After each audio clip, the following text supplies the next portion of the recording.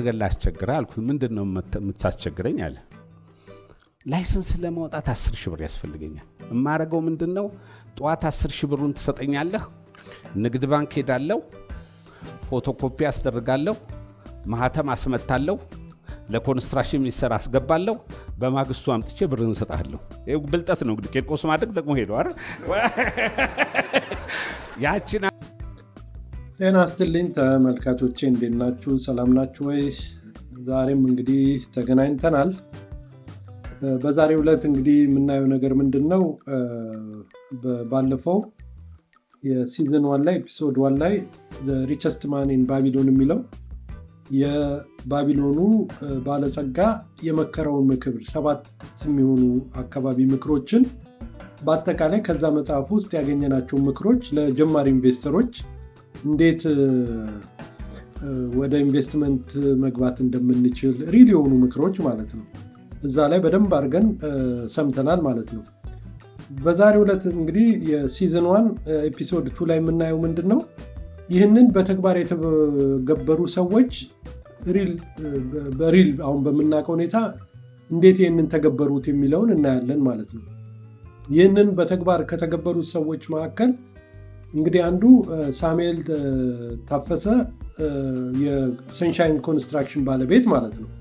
እሱ እንዴት እዚህ መጽሐፍ ላይ የተጠቀሱ ምክሮችን ተግብሮ እንዴት ወደዚህ ወደ ቢሊዮነርነት እንዳደገ እናያለን ማለት ነው። ይህንን ስላችሁ እንግዲህ ሳሙኤል መጽሐፉን አንብቦት አይደለም ወይንም ሊያነበው ይችላል፣ ግን መጽሐፉን አንብቦት ነው የተረጎመው ወደ ተግባር የተገበረው እያልኳቸው አይደለም። በተፈጥሮም ሊሆን ይችላል ባለው የቢዝነስ ማይንድ ያንን እዚህ ላይ ከተጠቀሱ ምክሮች መሃል ኦልሞስት ከ7ቱ 4-5ቱን ነገር እንዴት እንደተገበረው ታዩታላችሁ ማለት ነው። ለእናንተም ጥሩ ምሳሌ እንዲሆናችሁ ስላሰብኩ ነው። በተለይ ለጀማሪ ኢንቨስተሮች ወደ ኢንቨስትመንት ወደ ተሻለ ህይወት መሄድ ለምትፈልጉ ወጣቶች በተለይ ከዚህ በጣም ጥሩ የሆነ ፕራክቲካል የሆነ ምክር ታገኛላችሁ እና እነሱን ነው ዘርዝረን የምናያቸው ማለት ነው።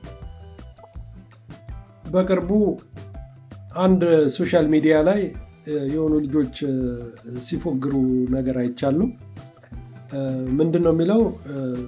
ብዙ ጊዜ ያው ሰዎች ከስር ጀመርኩ ከሊስትሮ ከጋዜጣ ሻጭነት ከወረቀት ሻጭነት ዛሬ ቢሊዮነር ሆንኩኝ ምናምን ሲሉ ኦኬ የሊስትሮን ጋዜጣ ሻጭነቱን ሰማን፣ እስቲ እንዴት ነው ቢሊዮነር የሆናችሁት ያገኛችሁት የሚለው እሱና ያልነገራችሁን እያሉ የሆነ ፉገራ ነገር ሲሰሩ አይቻሉ። ዛሬ ሳሙኤል ሰንሻይን በትክክል የሚያሳየን መንገድ እንዴት ቢሊዮነር ሊሆን እንደቻለ ግልጽ አድርጎ እዛ ጋር ያሳየናል ማለት ነው። ጋዜጣ መሸጡን ብቻ ሳይሆን የሚነግረን እንዴት ቢሊዮነር እንደሆነ በቃ ክሊርሊ ያሳየናል ማለት ነው። እና የመሃሉ ለምን አትነግሩንም ለምትሉ መሃሉ ብዙ ጥረት አለው። እንግዲህ ብዙ ሰዎች በነጋታው ሚሊዮነር ምናምን ይሆናሉ። ይሄ አጭበርብረው ምናምን የሚሆኑት ስለነሱ አይደለም የምናወራው። እኛ ስለ ኢንቨስትመንት ስናወራ፣ እዚህ ስለ ሊደርሺፕ ስናወራ ይሄ በጉቦ በማጭበርበር በኔክስት ዴይ ሚሊዮነር ስለሚሆኑ ሰዎች አይደለም የምናወራው። በጥረት በላባቸው ስላገኙ ሰዎች ነው የምናወራውና የሳሙኤል ሰንሻይንንም እንደ ምሳሌ የምናቀርበው ለዛ ነው። እዚህ ዝም ብሎ ከመሬት ተነስቶ በአንድ ጊዜ የሆነ ሳይሆን ራሱ መንገዱ ያሳያችኋል ማለት ነው። ኤኒዌይ ከመጽሐፉ ዘ ሪቸስት ማን ኢን ባቢሎን የሚለው ሳሙኤል ሰንሻይን ምንድነው የተገበረው የሚለውን ለማየት ከፈለግን ዘ ሪቸስት ማን ኢን ባቢሎን ወደ 7 ምክሮች ይመክራል። እዚህ አሁን ሳሚ በሚያቀርበው ንግግር ላይ የማሳያችሁ አንደኛው ምክር ምንድነው የሚለው? ቴክ አክሽን ይላል መጽሐፉ። ቁጭ ብላ አትጠብቅ ይላል። ይሄን እንዴት እንደተገበረው አሳያችኋለሁ። ሁለተኛ ገቢ የምታገኝበትን መንገዶች አሳድግ ይላል ምክሩ ዘ ሪቸስት ማን ኢን ባቢሎን። ኢንክሪዝ ዩር ኤርኒንግ ፓወር ማለት ነው። እንዴት አድርጎ ሳሙኤል ሰንሻይን እንደተገበረው እናያለን እዚህ ላይ ማለት ነው። ከገቢ በታች ለመኖር ሞክር ይላል ሌላኛው ምክር። ሊቭ ቢሎ ዩር ሚንስ የሚለው ማለት ነው ሶስተኛው ምክር። ሌላኛው አራተኛው ምክር በማታውቀው ስራ ላይ ጉልበትን ሀብትን አታባከን ይላል። only invest in things you understand የሚለው ማለት ነው። the richest man in Babylon ሌሎችም ምክሮች አሉት። የመጀመሪያው ምክሩ 10% ከምታገኘው ገቢ ለራስ ክፈል የሚለው ነው። እንዲያው ለማስታወት ያህል ማለት ነው። እና ወደ ሳሚ እንመለስ። እንግዲህ ሳሙኤል ሰንሻይን እዚህ ጋር እንደሚነግረን በጣም አሪፍ ተማሪ የነበረ የደሃ ልጅ እንደሆነ ይነግራል። ሲጀምር ታሪኩን ጨርቆስ የሚባል የሆነ በጣም ችስታ ሰፈር ውስጥ ይኖር እንደተማረ እንዳደገ ይነግረናል። ግን እንደዛም ቢሆን በጣም ጥሩ ትምህርት ቤት ይማር እንደነበረ ይነግረናል። እንደዛ እየተማረ እያለ ልክ 7ኛ ክፍል ሲደርስ አባቱ ጡረታ ይወጣል። እንግዲህ በአባቱ ገቢ ነው ተቀጣሪው ነው በሚያገኙ ገቢ ነው የሚኖሩት የነበረው ማለት ነው።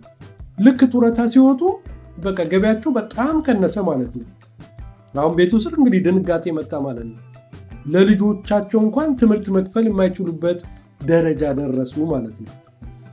እዛ ደረጃ ሲደርሱ እንግዲህ በቃ ብለው ተክዘው ወይ ተስፋ ቆርጠው አይደለም የተቀመጡት። እንግዲህ ሳሙኤል ሰንሻይን የዛኔ 7ኛ ክፍል ነው። ምንድን ያደረገው ሳሙኤል በዛ ነው ሁለቱም ምክሮች ነው የተገበረው። አንደኛ ገቢ የምታገኝበትን መንገዶች አሳድግ ነው። በቃ ያለህ ገቢ የማይበቃ ከሆነ ገቢህን የምታሳድግበት የሆነ ነገር መፍጠር አለብህ ማለት ነው። በቃ ሳይዳስል መጀመር አለብህ ማለት ነው። በጎን የሚሰሩ ስራዎች መጀመር አለብህ። ሳሚ ትምህርቱን ሳያቋርጥ እሁድ እንዴት ስራ እንደጀመረ ይነግረናል ማለት ነው። አሁን ብዙዎቻችን ገቢ ያልበቃኝም ምናምን ብለን ቅዳሜና እሁድ እንዝናናለን አይደል እንዴ? ገቢ ካልበቃ በቃ ወደ ስራ ነው። ገቢ የምታገኝበትን መንገድ ማሳደግ ማለት ያ ነው። እንዴት ሳሚ እንደተረጎመው እዚህ ላይ በደንብ ያሳየናል። እሱን እናየዋለን። እና ቴክ አክሽን የሚለውንም በተግባር እናያለን። ቁጭ ብለህ አትጠብቅ። በቃ ሀብት ቁጭ ብለህ በእድል ብቻ አይመጣም፣ በቋሚነት መንቀሳቀስ ይፈልጋል ይላል። ሁለቱን እንዴት እንደተገበረው ሳሚ እኔ ጥሩ ትምህርት እየተማርኩ ያለው 7ኛ ክፍል ስደርስ አባቴ ጡረታ ይወጣል። ከታች 4 ልጆች ከኔ በታች ያሉ ልጆች አሉ። በዛ በጡረታ ደሞዝ እንዴት መማር እንችላለን? እና 7ኛ ክፍል ገብቼ ስማር 7 ብር ኬት መጥቶ ይከፈል? በዛ ብር ትምህርት ቤት መማር አይቻልም። እንግዲህ ከኔ በታች ያሉ 6ኛ፣ 5ኛ፣ 4ኛ፣ 3ኛ ክፍል የሚማሩ ልጆች አሉ። ደምሯቸው የነሱ ደሞዝ አባቴ በጡረታ የሚያገኘው ደሞዝ ነበር። ስለዚህ አልተቻለም። ያለኝ እድል ዳይሬክተሩን እሁድ ብቻ ፍቃድ ስጡኝ ብዬ ለምናቸዋለሁ። ዳይሬክተሩ ለምን ይሉኛል? ኳስ ወዳለሁ እላቸዋለሁ። ኳስ ወዳለሁ፣ የጊዮርጊስ ቲፎዞ ነኝ፣ መግባት እፈልጋለሁ እላቸዋለሁ። እሺ ይሉኛል። ለእኔ ጎበዝ ተማሪ ስለሆንኩ ይፈቅዱልኛል። በኋላ ቅዳሜ እሁድ ከሰዓት በኋላ አስፈቅጄ ያው ትንሽ መልካም ቀይም ነኝ ጋሼ ያስገቡኝ ብዬ ነው ያው ስቴዲዮም የሚገባው። ስገባ ግን ጥላ ፎቅ ላይ ነው መግባት የምፈልገው። ለምን ስራዬ ሌላ ነዋ። ጥላ ፎቅ ገብቼ ኳሱን ካየው በኋላ ድሮ አሁን እንደምታዩት ስቴዲዮም አይደለም፣ ድንጋይ ነው መቀመጫው። ሰው ድንጋይ ላይ ብዙ መቀመጥ አይችልም። ስለዚህ ምንድነው የሚደረገው? ኳስ ሰው ስለሚወድ 6 ሰዓት ይገባና ጋዜጣ ይገዛና ጋዜጣውን ነው የሚያነበው። ልክ ጋዜጣውን አንብቦ ሲጨርስ ግን ምንድነው የሚያደርገው? መቀመጫ ነው የምትሆነው ጋዜጣው እንዳትቆረቆረው ያችን ጋዜጣ። እኔ ኳሱን ጨዋታ ተጫውቼ ስንጨርስ ትልቁ ስራ የነበረው ሌላ ነው። በኋላ ለካ ዳይሬክተሩ መኖራቸውን አላወኩም። ለካ ዳይሬክተሩ እዛ ስቴዲየም ውስጥ ቁጭ ብለዋል። የሚቀጥለው ቀን አዳራሽ ውስጥ ሂሳብ ላስተምር ስደርስ መጡና ዳይሬክተሩ ደህና ናችሁ ልጆች? ደህና የተማራችሁ? አዎ። ቆይ የሳሙኤልን ታሪክ ልንገራችሁ ይላሉ እሳቸው። ደነገጥኩ። እኔ ምን ሊሉኝ ነው ብዬ ፈራሁ። ኧረ ጉድ ነው ጉድ ልንገራችሁ አሉ። እኔ ኳስ እወዳለሁ ብዬ ስገባ ጊዮርጊስ ሲያገባ ሆ ብዬ ስነሳ ከቂጤ ስር ጋዜጣውን ይዞብኝ ይላሉ። እኔ ያችን ጋዜጣ ለምንደው ታውቃላችሁ?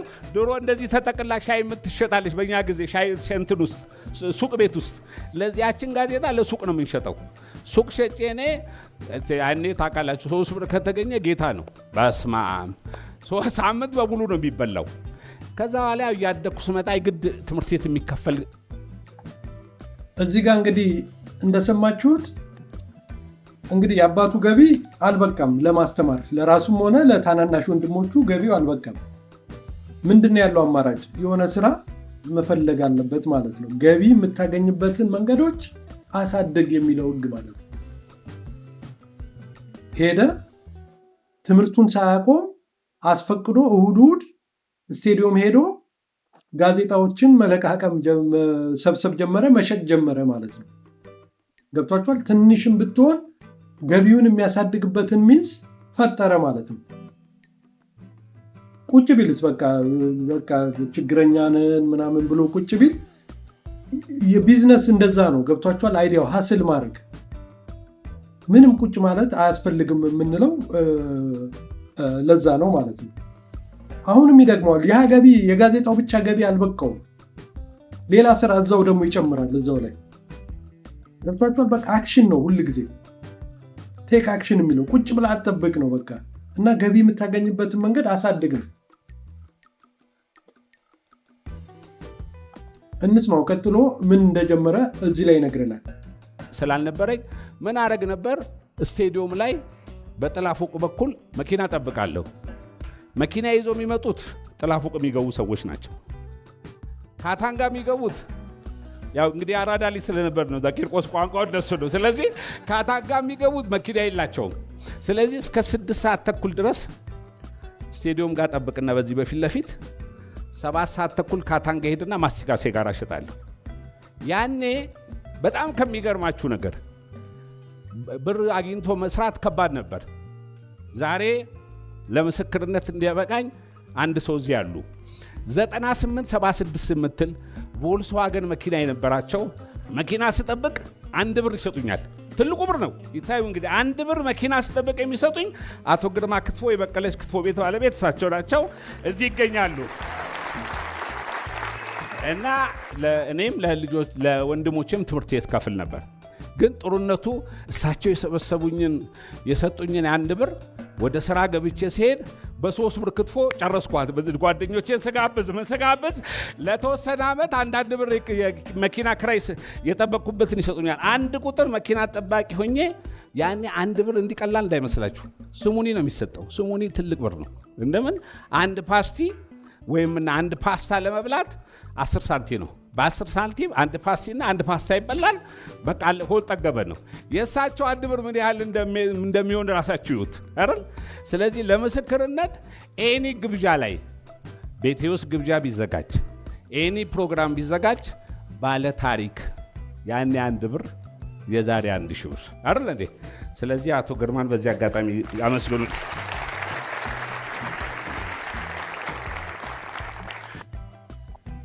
እዚህ ጋር እንግዲህ እንደሰማችሁት አሁንም ያ በወረቀት ጋዜጣውን ብቻ በመሻት የትምህርት ቤቱን መክፈል አልቻልኩም ይላል። ስለዚህ ቁጭ አላለም ማለት ነው። ገቢ የምታገኝበት መንገድ አሳድግ በሚለው ሕግ መሰረት በአንድ ሳይድ መኪና ይጠብቃል፣ በሌላኛው ሳይድ ደግሞ ሲጋራ ምናምን ይሸጣል ማለት ነው። ገብቷችኋል? ሚንሱን እያሳደገ ነው ማለት ነው።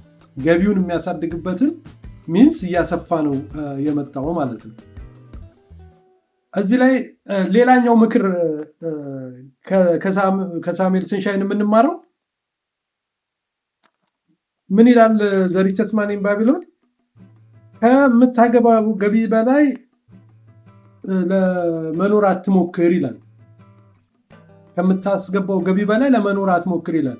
አሁን ሳሚ እንደ አንድ እንትን የሚያወራው እዚህ ጋር ልክ 1 ብር ማግኘት ሲጀምር ከመኪና ጥበቃ የ3 ብር ክትፎ መብላት ጀመረ ማለት ነው። አያችሁ ስህተት? እዚህ ጋር ከስህተቱ ተማረ ማለት ነው ገና በልጅነቱ። ለካ 1 ብር ሲመጣ የሆነ ሀብታም የሆነ መሰለው ማለት ነው። ስለዚህ ለራሱም ለጓደኛውም ሴቭ ማድረግ ትቶ ብሩን ጓደኞቹን እየጠራ ክትፎ ምናምን መብላት ጀመረ ማለት ነው። ገብቷችኋል? ዘ ሪቸስት ማን ኢን ባቢሎን የሚመክረን አንደኛው ምክር ከሚንስ በላይ መኖር የለብህም ነው። ከምታስገባው ገቢ በላይ መኖር እንደሌለብህ ይገልጻል ማለት ነው። ያንን ነው እዚህ ጋር የሚጠቅሰው ማለት ነው። ከዚህም ትምህርት እንወስዳለን ማለት ነው። ከዛስ ምን አረገ?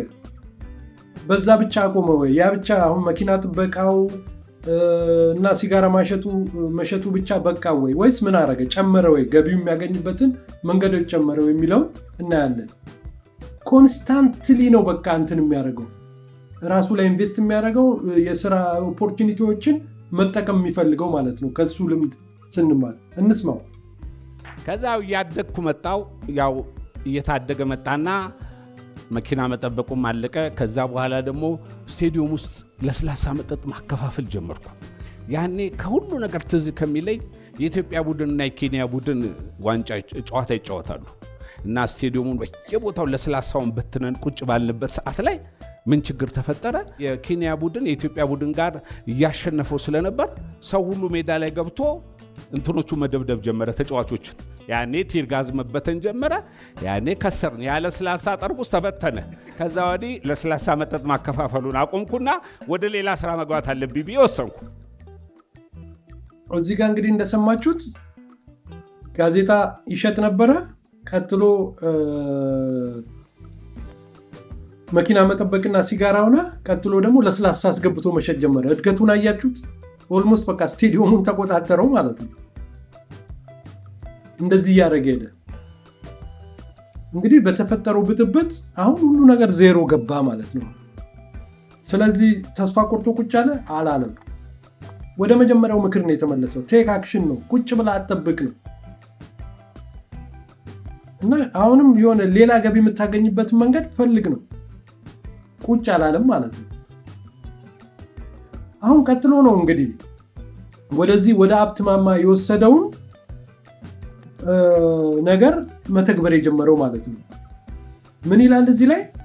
ዘ ሪቸስት ማን ኢን ባቢሎን በማታውቀው ስራ ላይ ጉልበትን ሀብትን አታባክን ይላል። which means የምታውቀውን ስራ ነው መስራት ያለብን። አንደርስታንድ የምታውቀውን ስራ ካልሆነ just በማታውቀው ስራ ስር ዘቡ ብለህ ብትገባ ብዙ ውጤታማ ላትሆን ትችላለህ የሚለው ነው። only invest in things you understand ማለት ነው። አንደርስታንድ በምታደርገው ነገር ላይ ነው ኢንቨስት ማድረግ ያለብን። ሳሚ ከዚህ ቀጥሎ ሳሙኤል ሰንሻይ ምን አደረገ? አባቱ ይሰሩት የነበረውን ተቀጥረው ከዚህ በፊት ይሰሩ የነበረውን በአናጢነት በቀለም ቀቢነት ምናምን ይሰሩ ፍሏ ተቀጥረው ይሰሩ የነበረውን ለምን እኔስ ግንበኝነት አልሰራም? ለምን ቀለም አልቀባም? ገብቷችኋል? ኦልሬዲ ሳያውቀው ውስጡ ያን ሙያ በውስጡ አለ። አባቱ ስለሚሰሩት ሜቢ አባቱ ጋር እየሄደ ያያል። ፍሏ ሲሰሩ ወይ ቤት ውስጥ ሲሰሩ ያያል። መሳሪያው ቤት ውስጥ ይኖራል። ኢንፍሉዌንስ ተደርጓል። ያውቀዋል ማለት ነው። ሀሳቡ አለው። የኮንስትራክሽን ስራ፣ የቀለም መቀባት ስራ ምናምን ሀሳቡ አለው። ስለዚህ በሚያውቀው ስራ ላይ ነው ጉልበቱን እና ሀብቱን ያፈሰሰው ማለት ነው። ይህን ሲያደርግ ግን በጣም ሰክሰስፉል ሆነ ማለት ነው። አክሽን የወሰደው እንስማው። ቀጥሎ ምን እንዳደረገ? አባቴ ፍሏ ድርጅት ሲሰራ የነበረው ደግሞ የቀለም ስራ፣ የአናጺ ስራ፣ የምናምን ስራ ነበር። ተቀጥሮ ይሰራ ስለነበር ይሄ የቴክኒክ ነገር የግንብ ስራ አሁን እኔ ብዙ ጊዜ ሲነግሩኝ ምንድነው ስራ ሲባል ሳሙኤል እባላለሁ ግንበኛ ነኝ ነው የምለው። አሁንም ግንበኛ ነኝ ነው የምለው። ስለዚህ አባቴም ያንን ሙያ ስለነበር እንትን ሲል ስለነበረ የግንበኝነት ስራ ተቋራጭነት ስራ ለመስራት ስለምፈልግ ትምህርቴን እየተማርኩ ነው። ቀን እንግዲህ እስከ 12 ያክፍል ማታ ኮንትራት እየወሰድኩ ቀለም ማደስ ጀመርኩ። ከዛ ተነሳው ስራዎቹን መስራት ጀመርኩ። የቀለም እድሳት ምናምን መስራት ጀመርኩና የኮንስትራክሽን ስራ ላይሰንስ ማውጣት ፈለኩ። ለምን ማውጣት ፈለኩ ብላችሁ እዛኛ የነበርንበት የቂርቆስ አካባቢ በጣም ይችስታ ሰፈር ስለሆነ አንድ ሰውዬ አሉ ፒክአፕ መኪናና ቤታቸው ላይ ብላክ ኤንድ ዋይት ቴሌቪዥን አለ። እኛ ጋር ብላክ ኤንድ ዋይት ቴሌቪዥን የለም እንደምታውቁት። እሳቸው ቤት እኚህ ሰውዬ ብላክ ኤንድ ዋይት ቴሌቪዥን እንዴት ኖራቸው ብዬ ስጠይቅ ኮንትራክተር ስራ ተቋራጭ ስለነበሩ ነው ይባላል። ስራ ተቋራጭ ታዋጣለች አልኩ። ወደ ስራ ተቋራጭነት ገባሁ። ስለዚህ እናንተም ለማደግ አንድ ሰው ነው ምሳሌ እንዲሆናችሁ የሚያስፈልገው። ስለዚህ እኛ አጋጣሚ እኚህ ሰውዬ ምሳሌ ሆኝና እዚህ ጋር በደንብ አዳምጡት። አሁን እንግዲህ የሚያውቀው ስራ ላይ ነው የተሰማራው። ጥሩ ነው። በዛ ዘ ሪቸስት ማን ኢን ባቢሎን ሁልጊዜ የሚለን ምንድነው? የሚመክረን ምግብ በማታውቀው ስራ ላይ ጉልበትንና ሀብትን አታባክን ነው። only invest in things you understand ማለት ነው።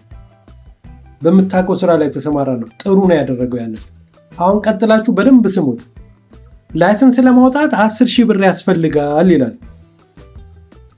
እንግዲህ ሁልጊዜ 10% ከገቢያችሁ ሴቭ አድርጉ ለወደፊት ኢንቨስትመንት ያልኳችሁ ይሄ ነው።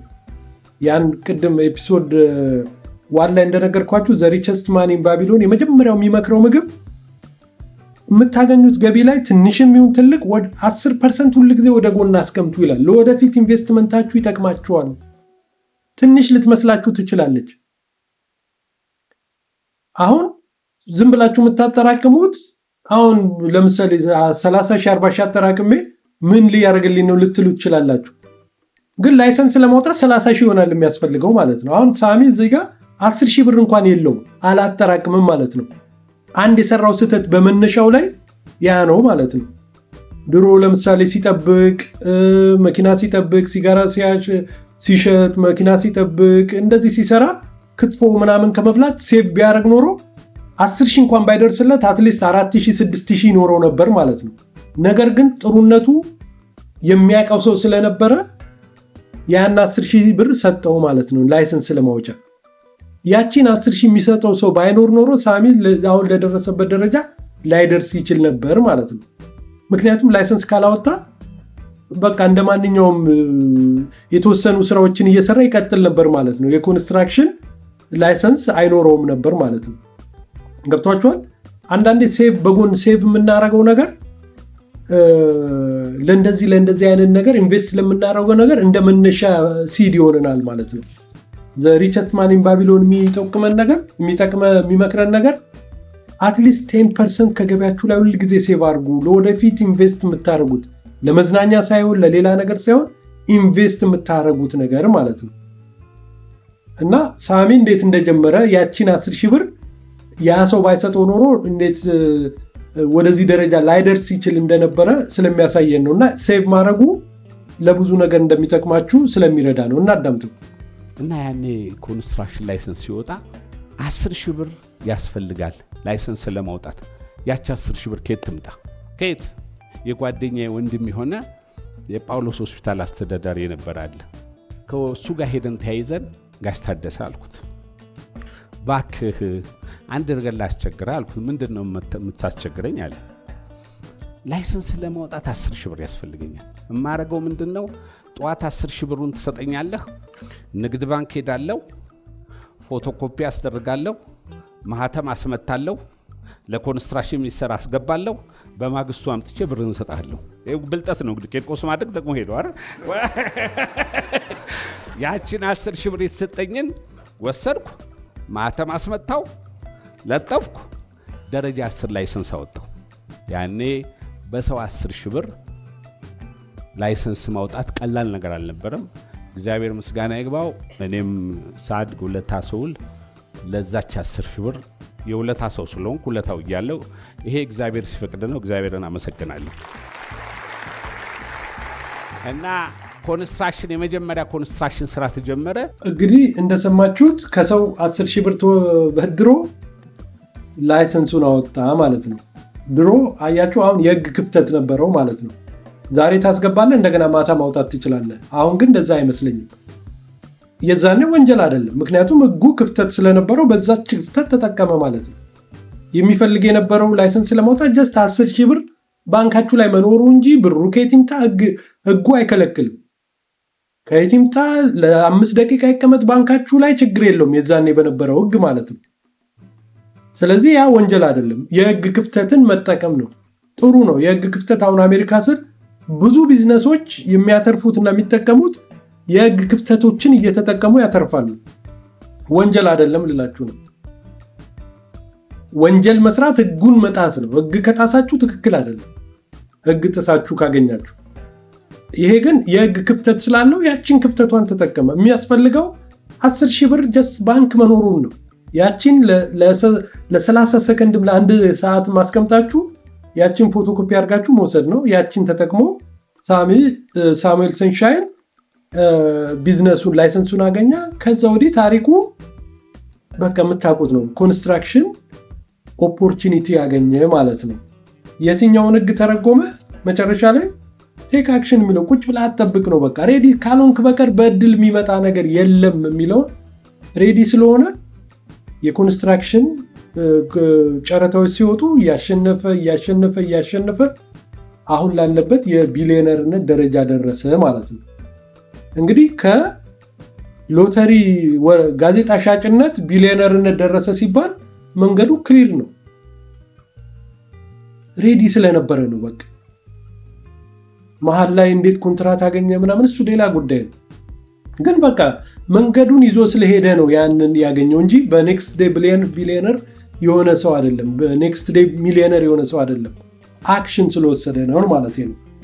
እና ከሪቸስት ማን ኢን ባቢሎን የሚለው ውስጥ ቴክ አክሽን የሚለውን ቁጭ ብላ አጠብቅ የሚለውን ገቢ የምታገኝበት መንገዶችን አሳድግ፣ ማለቃቀስ ሳይሆን በቃ እድሌ ምናምን ሳትል ስራ፣ ቅዳሜ እሁድ 24 ሰዓት ቁጭ ማለት የለም ማለት ነው። ገቢን የምታሳድግበትን ከገቢህ በታች መኖር እንዳለብህ የሚለውን ከዛ ደግሞ በማታውቀው ስራ ላይ ጉልበትና ሀብትን አታባክን የሚለውን በተግባር እንዴት እንደተረጎመ ከሳሙኤል ሰንሻይን ልምድ እንማራለን ማለት ነው። እና ብዙዎች ወጣቶችም አሁን ወደ ኢንቨስትመንት ራስን ወደ መቻል ላይ ለመሰማራት ስትፈልጉ እነዚህን ህጎች ተግባራዊ አድርጓቸው ማለት ነው።